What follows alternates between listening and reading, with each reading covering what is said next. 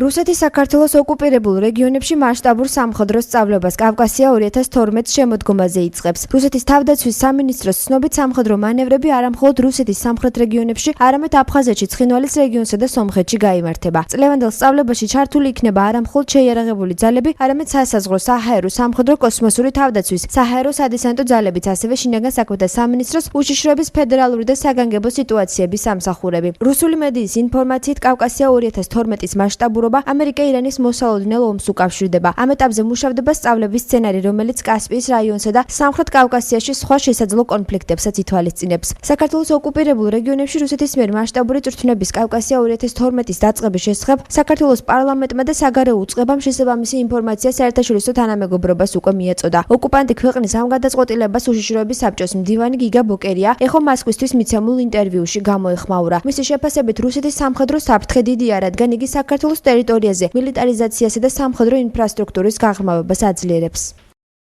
რუსული სამხედრო სწავლება კავკასია 2012 შეშფოთების საფუძველს ქმნის, რადგან მეზობელი ქვეყანა წვრთნების ჩატარებას ოკუპირებულ რეგიონებში განლაგებულ რუსულ სამხედრო ბაზაზე გეგმავს. ვიმედოვნებ, რომ საერთაშორისო საზოგადოება და სხვა ფაქტორები რუსეთს ამ პოტენციური გადაწყვეტილების განხორციელების უფლებას არ მიცემს. ქართველი კანონმდებლების აზრით საერთაშორისო საზოგადოება ზემოთ აღნიშნული წვრთნების შესახებ ინფორმირებული უნდა იყოს. ოკუპანტი ქვეყნის გადაწყვეტილება კი რუსეთის აგრესიულ პოლიტიკაზე მეტყველებს. აღსანიშნავია, რომ მასშტაბური წვრთნები კავკასია 2012 შემოდგომაზე საქართველოში დაგეგმილ საპარლამენტო არჩევნებამდე ერთი თვით ადრე იწყება. 2008 წლის ომის შემდეგ რუსეთმა ვერ მიაღწია მთავარ მიზანს, ეს გახდა საქართველოს დესუვერენიზაცია და ჩვენი ქვეყნის დამოუკიდებლობის მოსპოვა. საქართველო კვლავ აგრძელებს განვითარებას და მისი საგარეო პოლიტიკური ვექტორი მიმართული არის ნატოსაკენ და ევროკავშირისაკენ. სწორედ ამიტომ რუსეთისათვის კვლავ რჩება მთავარ ამოცანა ჩვენი ქვეყნის დესუვერენიზაცია. ეს წვრთნებიც ამას ემსახურება სექტემბრის ბოლოს. ტიპის მოქმედებები განახორციელოს ის, რომ პრეზიდენტ პუტინმა განაცხადა, მისი შემდეგი არჩევნები არის სწორედ არჩევნები საქართველოში. ეს არის მისი მცდელობა, როგორმე ეს განვითარება შეაჩეროს, თუმცა ბუნებრივია საქართველოში როგორც საზოგადოება ძალიან მტკიცე, ძალიან თანამიმდევრული, ასევე ხელისუფლებაც და განსაკუთრებული ყურადღება ამ კუთხით. ძალიან სერიოზული საფრთხეა საქართველოსთვის და მithumetes ეს ემთხვევა არჩევნების პერიოდს და შესაბამისად სასურველია და აუცილებელია, რომ აი ამ პრობლემატიკაზე დღესვე მიაპყროს ყურადღება, თქვა საერთაშორისო თანამეგობრობის და ამაზე წინასწარ გაკეთდეს სერიოზული გამართლებელი განაცხადები და თქვა უფრო სერიოზულად ავიქვათ ეს საფრთხე.